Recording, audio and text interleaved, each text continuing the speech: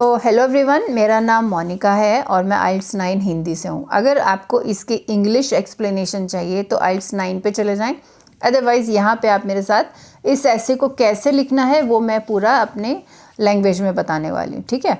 तो ये जो क्वेश्चन स्टेटमेंट है, सबसे पहले जान लेते हैं। 17 फरवरी 2024 आइल्स एग्ज़ाम जो इंडिया में हुआ था उसका ये क्वेश्चन स्टेटमेंट है।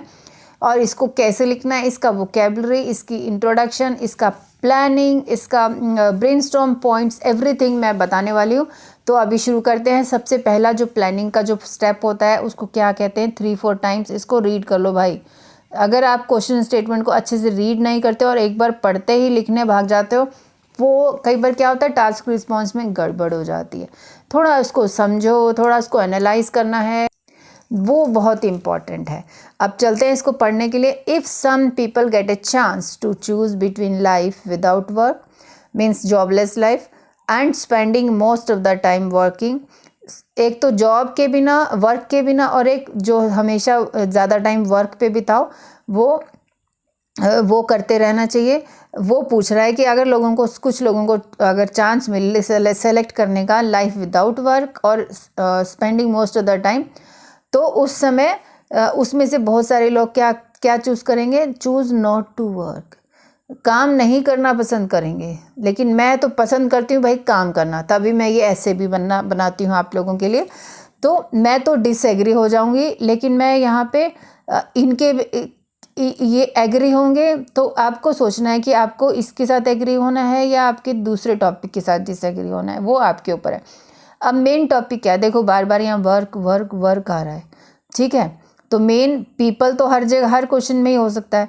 तो हम लोग, if some people get a chance to choose between life without work and spending time working, then they will choose not to work. तो ये वर्क अपना मेन टॉपिक हुआ। उसके बाद दो टॉपिक्स क्या है, विदाउट वर्क एंड वर्क। तो मैं वर्क वाला चूज़ करती हूँ, मीन्स मैं डिसएग्री हो जाऊँगी। अगर आप चूज़ करते हो विदाउट वर्क, उसके भी बहुत फ़ायदे हैं, वो भी एग्रीमेंट हो सकते हो, ये नहीं कि नहीं हो सकते हो। आप पार्शली भी हो सकते हो कि वर्क भी करना चाहिए और विदाउट वर्क भी थोड़ा टाइम रहना चाहिए, कोई उसमें इशू नहीं है, ठीक है। तो अब हम एग्री के पॉइंट देख लेते हैं और डिसएग्री के भी पॉइंट दिखा देती हूँ आपको। देखो, अगर आप विदाउट वर्क रहना चाहते हो तो उसके क्या क्या फ़ायदे, एडवांटेजेस ही लिखने होते हैं ना इनडायरेक्टली। तो जो विदाउट वर्क रहना चाहते हैं उनको लाइफ एंजॉय करनी होती है, क्योंकि क्या होता है ना कि कुछ लोगों के यहाँ पे फाइनेंशियल प्रॉब्लम नहीं होती तो चलेगा, और वो लोग पैशन को अपने फॉलो कर सकते हैं, pursue their passion and indirectly they want to enjoy their life. Second हो गया स्पेंड ऑन प्लेजर एक्टिविटीज़। कुछ लोगों को मूवी ही देखना पसंद है, कुछ लोगों को फ़ोन देखना पसंद है, कुछ लोगों को नेटफ्लिक्स देखना पसंद है, और वो कुछ नहीं करना चाहते लाइफ में, क्योंकि मम्मी पापा आराम से खिला रहे हैं, जैसे आप लोगों के मम्मी पापा खिला रहे हैं आराम से, तो कोई टेंशन नहीं है भाई। लाइफ में काम तो करना ही पड़ेगा। और कुछ लोगों को स्पोर्ट्स खेलना पसंद है, स्पोर्ट्स वीडियो गेम्स खेलना पसंद है। और उससे क्या होगा मेरे हिसाब से, मतलब लास्ट में ये भी लिख सकते हो कि जो उससे क्या होता है कि जो लोग काम नहीं करते हैं ना, इस लीजर टाइम में लगे रहते हैं, उनके थोड़े ओबेसिटी, एक तो हेल्थ प्रॉब्लम आ जाती है और मेंटल डिसऑर्डर के भी प्रॉब्लम आनी शुरू हो सकती है, क्योंकि वो खाली बैठे हैं, उनको कुछ काम नहीं है। और जो डिसएग्री हैं वो क्या पॉइंट दे सकते हैं, आपके भी अपने और व्यू पॉइंट हो सकते हैं। मेरे ये बन रहे हैं कि जब कोई काम करता है तो उसको सेटिस्फेक्शन होती है लाइफ में कि हाँ ही इज़ डूइंग समथिंग। तो इसलिए काम करना इम्पॉर्टेंट है, एक रूटीन बनाना, एक डिसिप्लिन बनाना लाइफ में बहुत इंपॉर्टेंट है। ये सब आप एक्सप्लेन कर सकते हो। और जब वो कोई काम करता है, जॉब करता है, तो ऑफ कोर्स फाइनेंशियल गेन होता है, सैलरी, इंसेंटिव सब कुछ मिलता है। और उससे क्या है कि अपने फैमिली मेम्बर्स पे, बल्कि अपनी एजुकेशन भी वो इम्प्रूव कर सकता है। फैमिली की एजुकेशन, बच्चों की एजुकेशन पे स्पेंड कर सकता है, अपना फैमिली का मेडिकल हेल्थ को वो सेव कर सकता है और ज़्यादा पैसे लगा सकता है। और एग्जाम्पल में जैसे मैंने लिखा है कि कोई भी यूनिवर्सिटी का नाम ले दो, सर्वे, या वैसे ही बता दो कि in western countries more happier citizens are there because they have more work. Outside workers are also preferring to live in foreign countries because they are having more work and they will be happier citizens in that country. कैसा भी आप example मतलब दे सकते हो कि work करने से क्या फ़ायदे होते हैं कि हैप्पियर सिटीजन्स हो सकते हैं। अब वोकेबलरी देखते हैं, वोकेबलरी क्या है।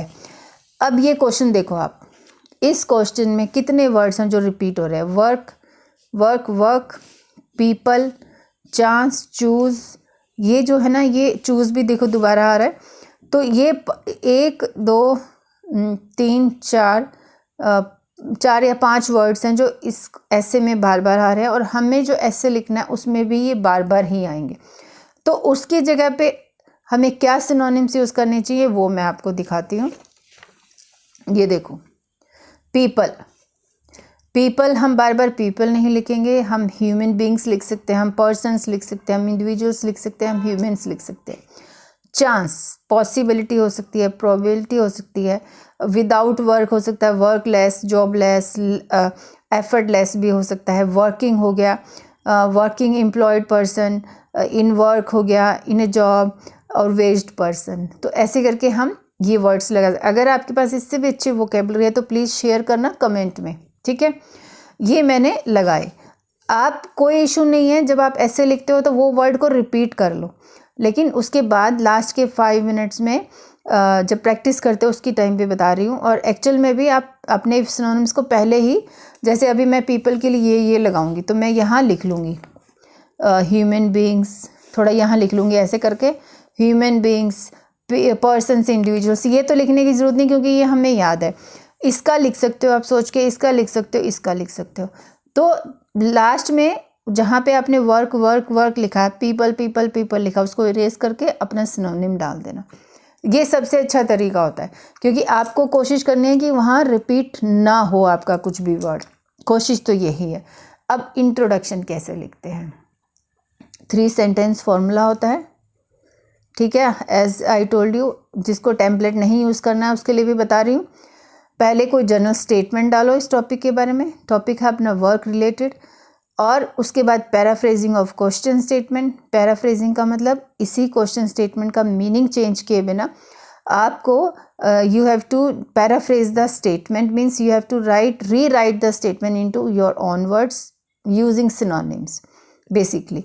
फिर उसके बाद बताना आपको अपना ओपिनियन, कि आप एग्री हो, डिसएग्री हो, या पार्शली एग्री हो, कैसे हो, वो आपको अनाउंस करना है। और फिर बोलोगे कि आने वाले पैराग्राफ में मैं अपने आर्ग्यूमेंट्स देने वाली हूँ। तो आपको मैं दिखाती हूँ। थोड़ी सी वो टेम्पलेट यूज़ किया है मैंने इसमें, टेम्पलेट में कोई बुराई नहीं है, आप यूज़ कर सकते हो। थोड़ा सा आपको आइडिया लग जाता है कि टेम्पलेट को ऐसे यूज़ करना है, आप अपने टेम्पलेट भी बना सकते हो, ठीक है। और जिनको मतलब कि है कि कोई पाथ मिल जाता है, बाकी बीच में फिलिंग हमें ऐसे के अकॉर्डिंगली बनी है, वो भी अच्छी है। तो इट इज़ ट्रू डैट से मैंने स्टार्ट किया। It is true that in this modern epoch. ये नहीं याद हो रहा है तो इट इज़ ट्रू डैट से स्टार्ट कर दो। कोई जनरल सेंटेंस अगर आप वर्क के बारे में लिख सकते हो तो लिखो, अच्छी बात है, नहीं तो सीधा ये लिख के क्वेश्चन को पैराफ्रेज करना। देखो कैसे किया मैंने। इफ़ सम पर्सन्स, पीपल की जगह persons, get an option to select between life at leisure, ठीक है, एंड स्पेंडिंग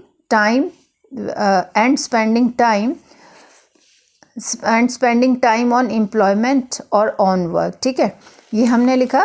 फिर उसने लिखा then they would choose not to work. मैंने लिखा then definitely these people would pick effortless life, ठीक है, ये मैंने इसको काट दिया है। Would pick effortless life due to some happiness and they want to do full enjoyment in life, ठीक है।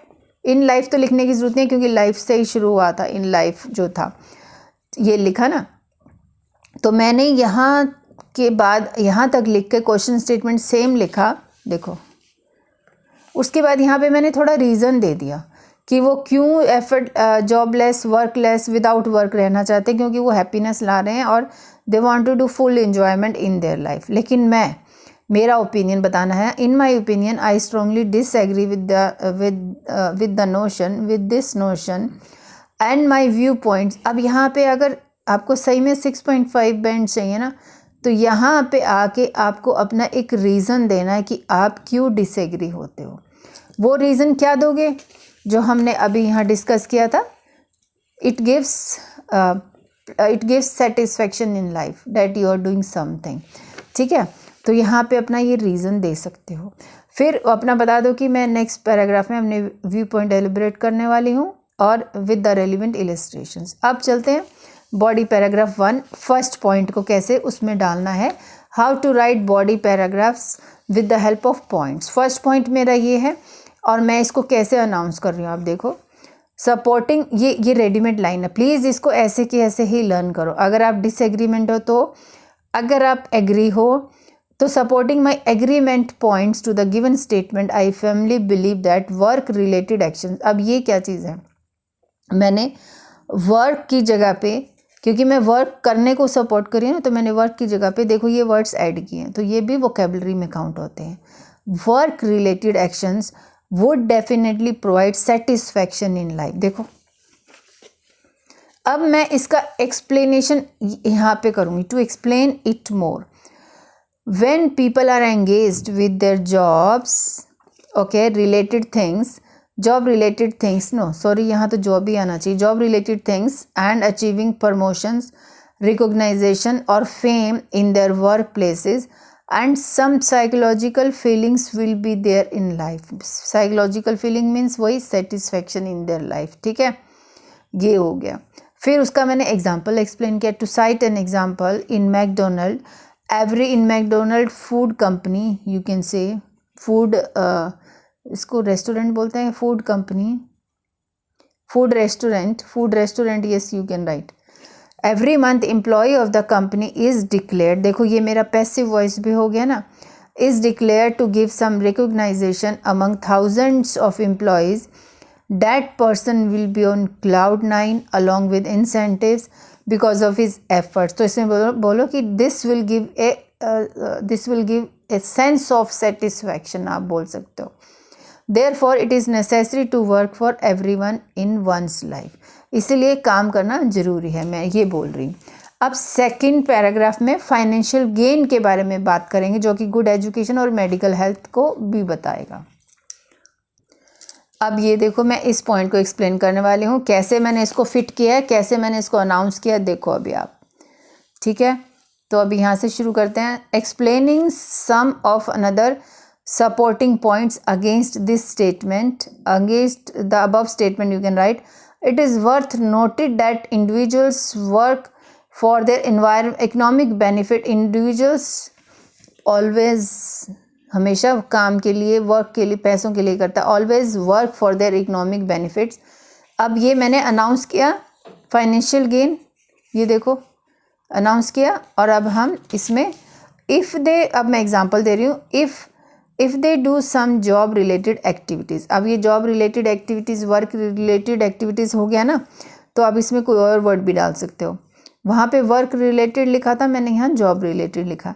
दे will earn salaries which will be use in maintaining standards of life like buying necessary items for their homes and life style, you can write, ठीक है। अब उसमें not only people can spend good amount of finances on their children's education, but also can use this money on families medical health care, okay, ऐसे लिख सकते हो। For instance the results of a survey conducted by Yale University Canada suggested that the more jobs in a nation the more happier citizens could be found, and Canada and the UK are the perfect nations to have happier generations। देखो मैंने थोड़ा इस ढंग से समझाने की कोशिश की है अपना पॉइंट, ठीक है। तो ये इसमें एग्जांपल हम फिट कर सकते हैं। The more can be found perfect nations to have happy, I think ये पीछे वाले उसमें आना चाहिए था, एग्जांपल यहाँ डाल दिया है, कोई बात नहीं। अब एक और चीज़ देखो, अभी आप, हमने बॉडी पैराग्राफ 1 और 2 लिखा, हमने ये बॉडी पैराग्राफ 1 यहाँ से लिखा है, ये 2 यहाँ से है। अब एक और पॉइंट रह गया, क्या रह गया है? अब हमारा क्वेश्चन स्टेटमेंट को हमने डिसएग्री कर दिया है, हमने इसकी साइड ली कि most of the time working, लेकिन एक टॉपिक छूट गया है विदाउट वर्क वाला, ठीक है, when they choose not to work, इसके बारे में थोड़ा सा लिखना है। अगर आप एग्री होते हो और इसको चूज़ करते हो तो लास्ट में एक पैराग्राफ में आप लिखोगे ऑन द अदर हैंड, जो टॉपिक आपका छूट गया जिसको आप सपोर्ट नहीं कर रहे उसके बारे में भी थोड़ा सा लिखना है।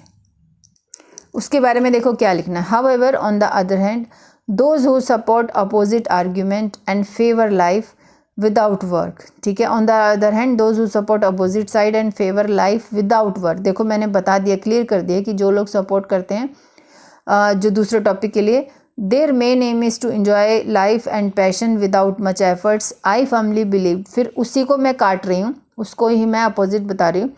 आई firmly believe that later on these kinds of personalities will develop some boredom in life, health issues and sometimes mental disorders may occur। ठीक है, इतनी सी बात हमने इसके बारे में लिख दी। मतलब कि हमने टास्क रिस्पॉन्स में ईच एंड एवरी टॉपिक को हमने कवर कर दिया। That's also a good thing. Now conclusion, conclusion में क्या लिखना है देखो अभी आप। सो इन कंक्लूजन, कंक्लूजन का क्या मतलब होता है कि उसको पैराफ्रेजिंग कर दो क्वेश्चन स्टेटमेंट को फिर से, एंड फिर अपना पॉइंट भी दे दो, अपना पर्सनली जो बिलीव करते हो वो भी दो। On selecting a jobless life, so यहाँ पे बाय आना चाहिए। By selecting a jobless life may bring some enjoyment in life and many persons are selecting this path. ठीक है, मैंने ऐसा करके लिखा। I personally believe that aforementioned arguments are strong supporting my view.